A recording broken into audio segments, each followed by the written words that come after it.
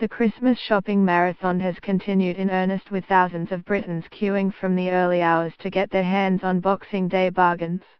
More than 1,000 people were waiting outside Next in Birmingham's Bullring shopping centre ahead of its 6 a.m. opening, with some eager shoppers standing sentinel from 12:30 am. Unlike most high street rivals, Next does not cut its prices before Christmas, and the big crowds outside its branches, including 1,000 at the Silverbar Centre in Glasgow and 500 at High Cross Leicester, show Britons think its sale, when it slashes clothing and homewares prices by 2/3, is still worth getting out of bed for. Although many high street stores started their sales online at the end of last week, Boxing Day remains one of the biggest shopping days of the year as Britons hit the shops to spend gift cards and money they have received for Christmas. Shoppers were out in force on Boxing Day against a backdrop of rising prices, with around 1 in 3 Britons expected to visit the festive sales, up from 23% last year, according to Barclaycard. The poll found after months of feeling the squeeze, many consumers were looking forward to the sales to make their budgets go further. Last year, Black Friday overshadowed Boxing Day sales as many retailers struggled to maintain consumer interest in what has become a month-long discounting event, said Paul Loxto, managing director at Barclaycard.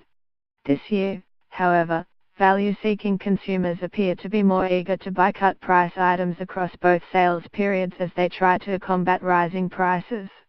Shopping centre giant Hammerson, which owns the Bullring in London's Brent Cross, said it was expecting big crowds at its centres, but that shoppers were trading up, opting to buy fewer, higher-price goods.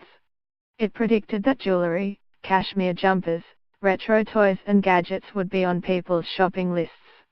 The shift towards indulgent and higher-priced presents in favour of volume gifting means we anticipate consumers to continue to trade up on brands and key purchases during the sales, said Mark Bourgeois, Hammerson Managing Director UK and Ireland.